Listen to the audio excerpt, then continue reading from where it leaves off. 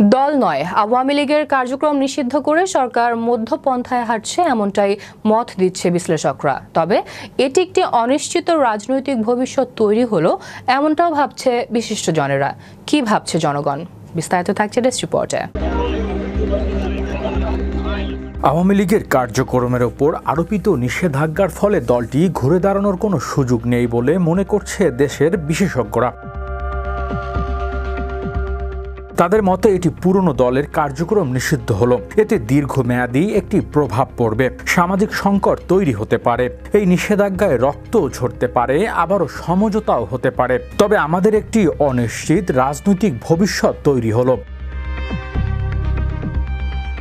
ঢাকা বিশ্ববিদ্যালয়ের সাবেক উপাচার্য, সাবেক রাষ্ট্রদূত প্রফেসর ডক্টর আনোয়ারুল চৌধুরী বলেছেন, যেসব অপরাধের জন্য আওয়ামী লীগের কার্যক্রম নিষিদ্ধ করা হয়েছে তার জন্য দলটি জাতির কাছে ক্ষমা না চাইলে ঘুরে দাঁড়ানোর কোনো সম্ভাবনা নেই। নতুন প্রজন্ম তাদের পরিবর্তন পরিমার্জন ছাড়া গ্রহণ করবে না। তিনি বলেন, এই নিষেধাজ্ঞায় আওয়ামী লীগ জ্বালাও পোড়াও রাজনীতি করলে টিকে থাকতে পারবে না। যদিও পার্শ্ববর্তী দেশ ও তাদের গোয়েন্দা সংস্থা দলটির জন্য সক্রিয়, সরকারের মধ্যে এদের লোক আছে, তবে এসবের উপর জনগণ আবারও রাজনীতি করতে হলে আওয়ামী লীগকে নতুন করে আসতে হবে। প্রফেসর আনোয়ারুল চৌধুরী আরও বলেন, সরকার আইন করে এই নিষেধাজ্ঞা অনেক আগেই করতে পারত। বর্তমানে যেটা হয়েছে সেটা চাপের মুখে কোনো সিদ্ধান্ত নিলে সেটা ভালো ফল বয়ে আনে না। কারণ চাপে নয়, বড় সিদ্ধান্তগুলো হওয়া উচিত জনগণের প্রত্যাশা ও আইন বুঝে। আওয়ামী লীগের কার্যক্রমের ওপর নিষেধাজ্ঞা ছিল সময়ের দাবি জানিয়ে তিনি বলেন, তারা গুলি করে পাখির মতো মানুষ মেরেছে, এটা কোনোভাবেই গ্রহণযোগ্য হতে পারে না। এটি সরকার ও তার অনুগত দল যখন জনগণের ওপর অস্ত্র ধরে তখন বুঝতে হবে তারা কতটা জালিম হয়ে গেছে। আওয়ামী লীগ ও তার সরকারের পতনের মতো দলটির উপর নিষেধাজ্ঞা অনিবার্য ছিল।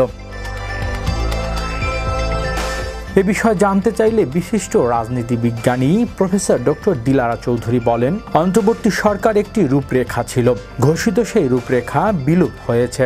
তিনি বলেন, সরকার যেটি করেছে তা হলো ছাত্র জনতার দৃষ্টিভঙ্গি। ডক্টর ইউনূস তো বলেই দিয়েছে তাকে ছাত্র জনতা ক্ষমতায় বসিয়েছে, এখন তাদের চাপে সিদ্ধান্ত বদল করলেন।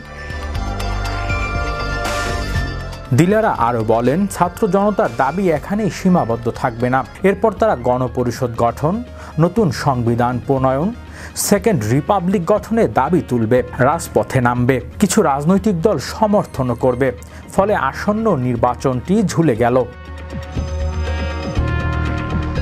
আক্ষেপ করে দিলারা চৌধুরী বলেন, যা হলো তাতে রাজনৈতিক ভবিষ্যৎ ভালো নয়, বিদেশি শক্তিরাই বা এটাকে কিভাবে দেখবে।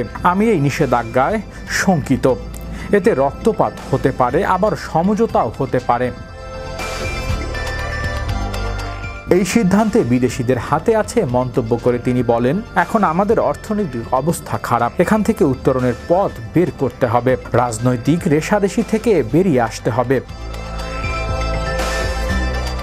সবচেয়ে খুশি হব সব রাজনৈতিক দলের মধ্যে একটি সমঝোতা হলে, আর সে প্রত্যাশাই রাখছি। তবে আওয়ামী লীগের রাজনীতির ওপর দেয়া নিষেধাজ্ঞা দেশের রাজনীতিতে একটা দীর্ঘমেয়াদী প্রভাব ফেলবে বলেও মনে করেন তিনি। হৃদয় আশিস, বিশ্ব বাংলা 24 নিউজ ডেস্ক।